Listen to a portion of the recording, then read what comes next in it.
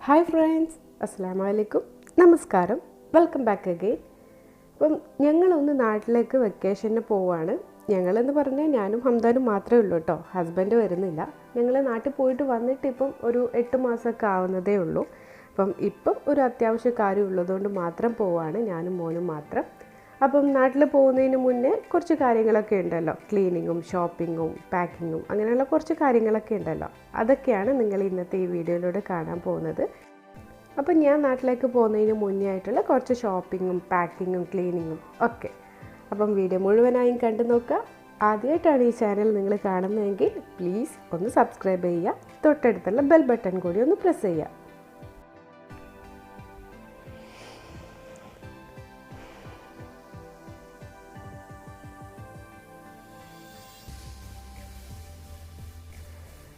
അപ്പം ഈ വീഡിയോയിൽ കാണിക്കുന്ന ക്ലീനിങ്ങും ഷോപ്പിങ്ങും എല്ലാം ഒരു ദിവസം തന്നെ ചെയ്തതല്ല കേട്ടോ. ക്ലീനിങ് ആയാലും ഷോപ്പിംഗ് ആയാലും ഒന്നും ഒരു ദിവസം തന്നെ ചെയ്തതല്ല, പല ദിവസങ്ങളിലായിട്ട് പല നേരത്തും എടുത്ത വീഡിയോസാണ്. അപ്പം പോകാൻ വേണ്ടി തീരുമാനിച്ചപ്പോൾ തന്നെ ഏകദേശം ക്ലീനിങ്ങൊക്കെ ഞാൻ തുടങ്ങിയിട്ടുണ്ടായിരുന്നു. ഓരോ ദിവസമായിട്ടും ഓരോന്നായിട്ടും ചെയ്യുന്നുണ്ടായിരുന്നു. അപ്പം ഇപ്പോൾ ലാസ്റ്റ് ഘട്ടത്തിൽ ഒന്ന് ഫ്രിഡ്ജൊക്കെ ക്ലീൻ ചെയ്യാനുണ്ട്. ജസ്റ്റ് ഒന്ന് തുടച്ചെടുക്കാനേ ഉള്ളൂ, അത്ര വലിയ അഴുക്കാക്കാൻ വേണ്ടി വെക്കാറില്ല. അപ്പോൾ അതൊക്കെ ഒന്ന് ചെയ്തെടുക്കുകയാണ്.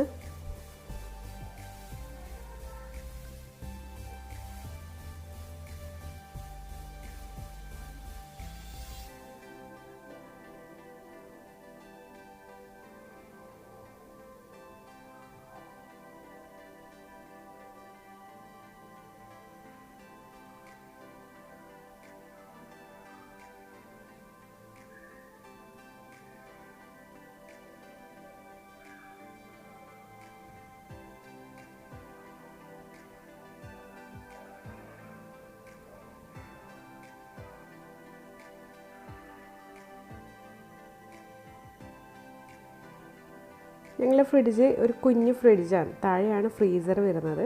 അപ്പം ഫ്രീസർ ഇങ്ങനെ പുറത്തേക്ക് എടുക്കാനും പുറത്തേക്ക് എടുത്തിട്ട് കഴുകി എടുക്കാനൊക്കെ പറ്റും. അത് പുറത്തേക്ക് എടുത്ത് കഴുകി വൃത്തിയാക്കിയിട്ട് ഇപ്പം വെക്കാണ്.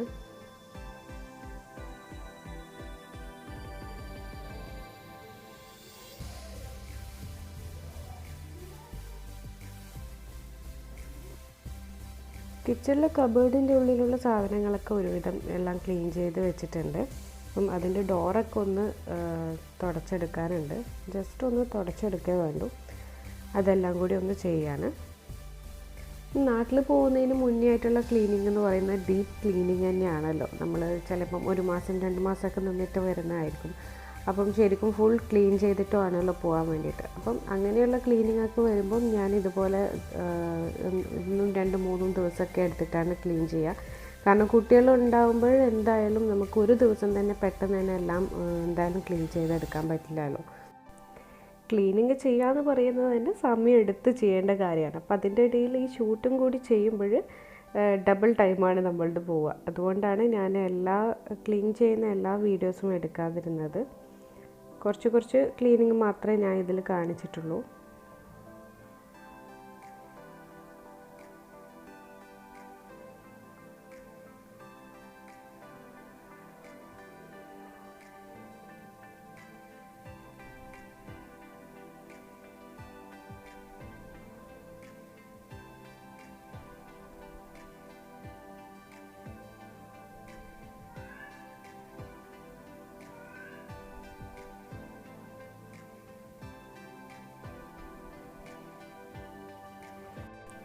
ഇപ്പോൾ ഹസ്ബൻഡ് ഡ്രസ്സ് കുറച്ച് അയൺ ചെയ്യാൻ ബാക്കിയുണ്ടായിരുന്നു, അതൊക്കെ ഒന്ന് ചെയ്തെടുക്കുകയാണ്. ഹസ്ബൻഡ് ഞങ്ങൾ പോയി കഴിഞ്ഞാൽ ഈ റൂമിൽ തന്നെ നിൽക്കില്ല.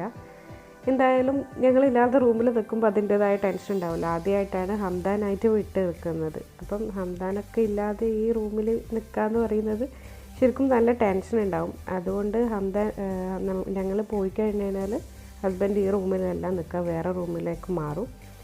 അപ്പം അയൺ ചെയ്ത ഡ്രസ്സൊക്കെ മടക്കി ഇതുപോലെ പാക്ക് ചെയ്തിട്ടാണ് കൊടുക്കുന്നത്.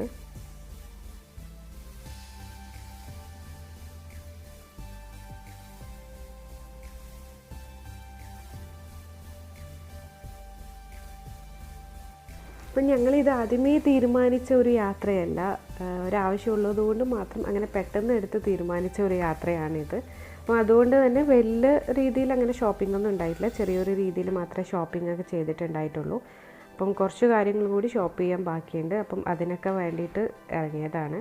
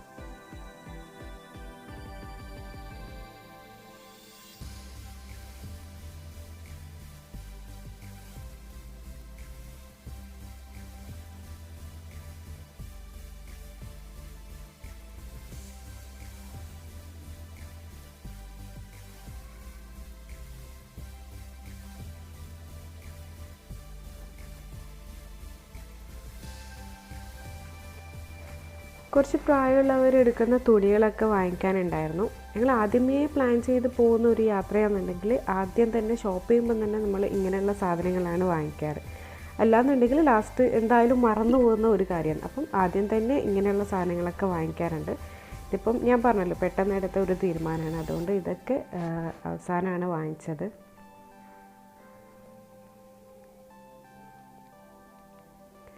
അങ്ങനെ ഒരുവിധം ഷോപ്പിംഗൊക്കെ കഴിഞ്ഞു. ഇനിയുള്ളത് പാക്കിംഗ് ആണ്. പാക്കിംഗ് ഒന്നും എനിക്ക് ഫുള്ളായിട്ട് ഷൂട്ട് ചെയ്യാൻ പറ്റിയിട്ടില്ല. പാക്ക് ചെയ്യലെന്ന് പറഞ്ഞാൽ എല്ലാം കുറച്ച് ടെൻഷൻ പിടിച്ച കാര്യമാണല്ലോ. എല്ലാം അടുക്കി പെറുക്കി വെക്കണം, വെയിറ്റൊക്കെ നോക്കി കറക്റ്റാക്കി വെക്കണം. കുറച്ച് ടെൻഷൻ പിടിച്ച കാര്യമാണല്ലോ. വേറെ ആരും ഇല്ല ഹെൽപ്പിന്, ഞാനും ഹസ്ബൻഡും മാത്രമേ ഉള്ളൂ.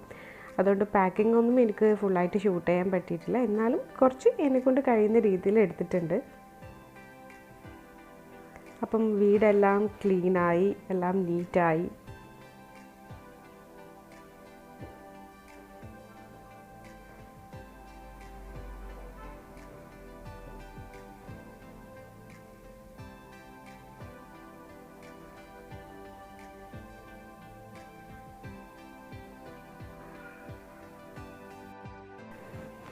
ഇപ്പം സമയം രാവിലെ 9 മണി ആയിട്ടുണ്ട്. ഞങ്ങളിതാ വീട്ടിൽ നിന്ന് ഇറങ്ങാൻ പോവുകയാണ്. അബുദാബിയിൽ നിന്നാണ് പോകുന്നത്. അപ്പം ഇവിടെ നിന്ന് 9 മണിക്കെങ്കിലും ഇറങ്ങിക്കഴിഞ്ഞാലാണ് ആ ഒരു ടൈമിലെത്തുള്ളൂ.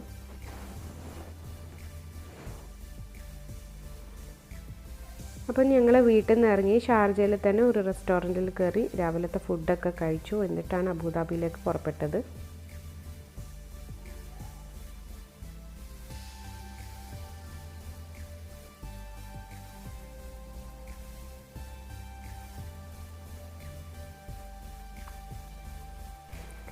അപ്പം ഞങ്ങൾ അബുദാബി എയർപോർട്ടിൽ നിന്നാണ് പോകുന്നത്. ഇന്നത്തെ ദിവസം കണക്റ്റ് ഇല്ലാതെ കണ്ണൂരിലേക്ക് പോകുന്ന ഫ്ലൈറ്റ് അബുദാബിയിൽ നിന്ന് മാത്രമേ ഉണ്ടായിട്ടുള്ളൂ. അതുകൊണ്ടാണ് അബുദാബിയിലേക്ക് എടുക്കേണ്ടി വന്നത്. ഷാർജയിലൊക്കെ നോക്കിയിട്ടുണ്ടായിരുന്നു, അതൊക്കെ കണക്റ്റഡ് ആണ് ഫ്ലൈറ്റ്. അതുകൊണ്ട് അതൊന്നും എടുക്കാൻ പറ്റിയില്ല. അബുദാബിയിൽ തന്നെ എടുത്തു. ശരിക്കും 8 മണിക്ക് നമ്മൾ പുറപ്പെടുകയാണെന്നുണ്ടെങ്കിൽ കറക്റ്റ് ഒരു ടൈമിലെത്തും. 1 മണിക്കാണ് ഫ്ലൈറ്റ്. 11 മണിക്കെങ്കിലും എയർപോർട്ടിൽ കയറണം. അപ്പം 8 മണിക്ക് നമ്മൾ പുറപ്പെടാന്നുണ്ടെങ്കിൽ ഒരു തിരക്കും ധൃതിയോ ഒന്നും ഇല്ലാതെ എല്ലാ കാര്യങ്ങളും നല്ല സ്മൂത്തായിട്ട് ധൃതിയില്ലാതെ നടക്കും. ഞങ്ങൾ കുറച്ച് ലേറ്റായോ എന്നൊരു സംശയമുണ്ട്. 9 മണിക്കാണ് ഞങ്ങൾ ഇറങ്ങിയത്. ഇപ്പം ഏകദേശം 11 മണി ആവാനായിട്ടുണ്ട്. ഇനി ബാക്കിയുള്ള കാര്യങ്ങൾ എന്താണെന്നുള്ളത് നമുക്ക് എയർപോർട്ടിൽ പോയിട്ട് നോക്കാം.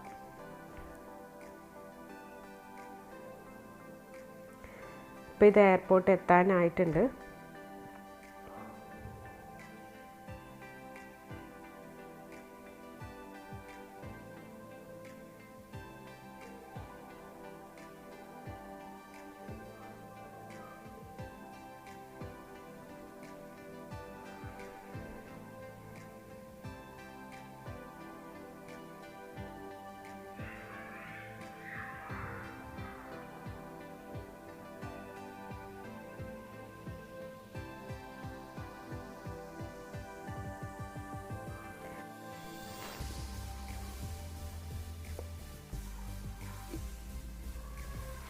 അപ്പം ഞങ്ങളിത് എയർപോർട്ടിലെത്തിയതിന് ശേഷം ചെക്കിങ്ങും മറ്റുള്ള കാര്യങ്ങളൊക്കെ കഴിഞ്ഞു. ബോഡി പാസ്സൊക്കെ കിട്ടി.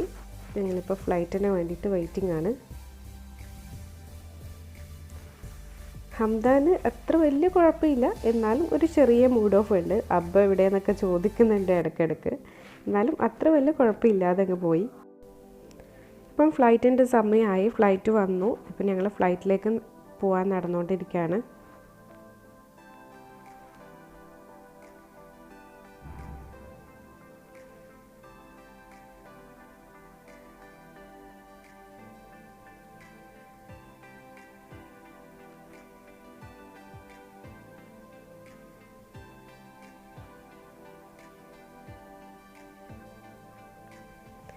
ഞങ്ങൾ ഫ്ലൈറ്റിൽ കയറി ഞങ്ങളുടെ സീറ്റിലിരുന്നു.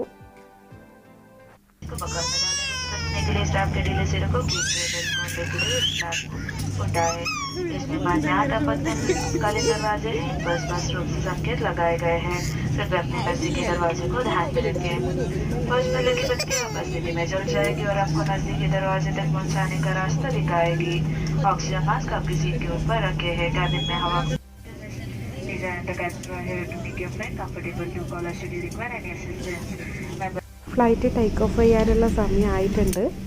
പക്ക 1 മണിക്ക് തന്നെ ടേക്ക് ഓഫ് ചെയ്തിരുന്നു കേട്ടോ. കറക്റ്റ് സമയത്ത് തന്നെ ഫ്ലൈറ്റ് പോന്നിട്ടുണ്ടായിരുന്നു.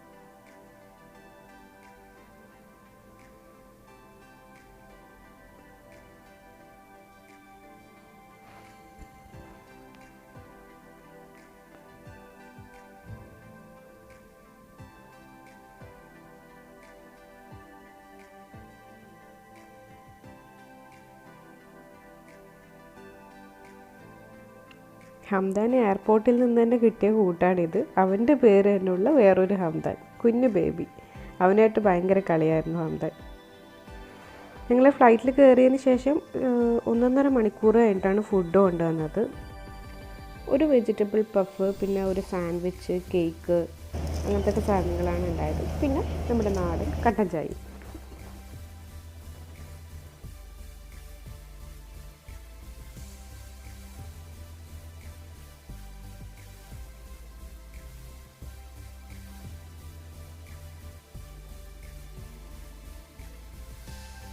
ഇതാണ് ഫ്ലൈറ്റിലെ കുഞ്ഞു വാഷ്റൂം. Flight land ചെയ്യാനായിട്ടുണ്ട്. നമ്മുടെ നാട്ടിലെ പച്ചപ്പും അതൊക്കെ കാണാൻ തുടങ്ങിയിട്ടുണ്ട്.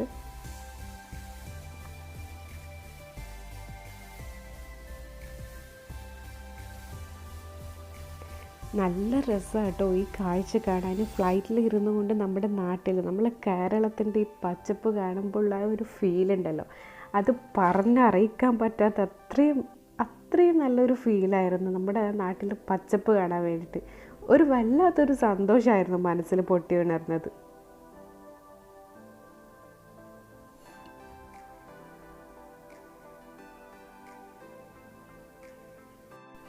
ഒറ്റൊരു സങ്കടം മാത്രമേ ഉണ്ടായിട്ടുള്ളൂ. ഹസ്ബൻഡ് ഞങ്ങളുടെ കൂടെ വന്നിട്ടില്ലല്ലോ എന്നുള്ളൊരു സങ്കടം മാത്രമേ ഉണ്ടായിട്ടുള്ളൂ.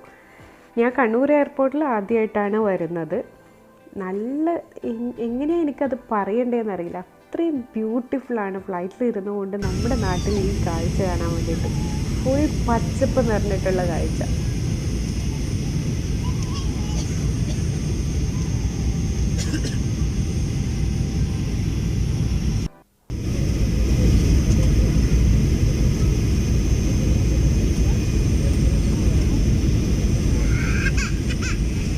ഫ്ലൈറ്റ് ലാൻഡ് ചെയ്യാൻ പോവാണ്.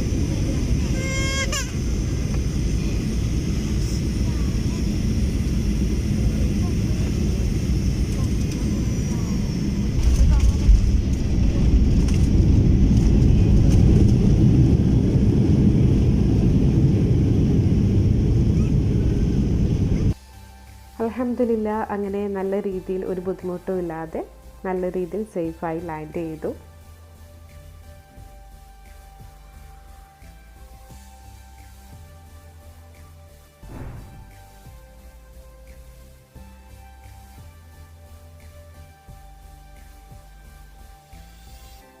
ഞങ്ങൾ ഫ്ലൈറ്റിൽ ഇറങ്ങി ഇപ്പം എയർപോർട്ടിൻ്റെ അകത്തേക്ക് കയറി പോവാണ്.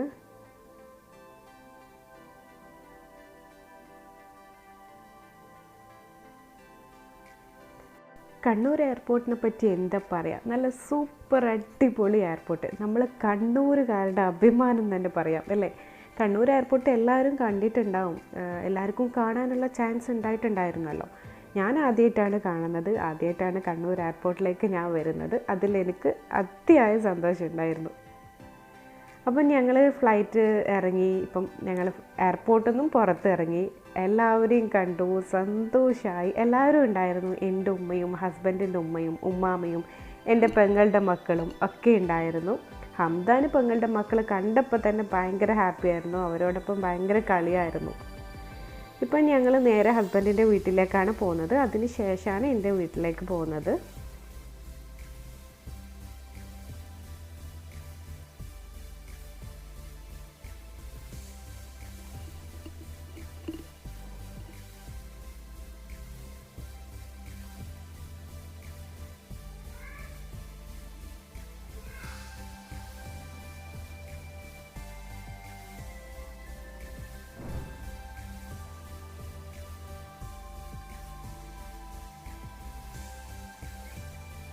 അങ്ങനെ ഞങ്ങളിതാ എൻ്റെ ഹസ്ബൻഡിൻ്റെ വീട്ടിലെത്തി. ഞങ്ങളവിടെ എത്തിയപ്പോൾ തന്നെ ഉമ്മ ഞങ്ങളുടെ കൂടെ തന്നെയായിരുന്നു ഉണ്ടായത്. പക്ഷേ എന്നാലും വീട്ടിലെത്തിയപ്പോൾ വേഗം ജ്യൂസൊക്കെ അടിച്ച് ഞങ്ങൾക്ക് തന്നു. അങ്ങനെ ജ്യൂസൊക്കെ കുടിച്ചു, കുറച്ച് നേരം അവിടെ നിന്ന് സംസാരിച്ചു. അതിനുശേഷം ഞങ്ങൾ എൻ്റെ വീട്ടിലേക്ക് പോകാൻ വേണ്ടിയിട്ട് ഇറങ്ങി.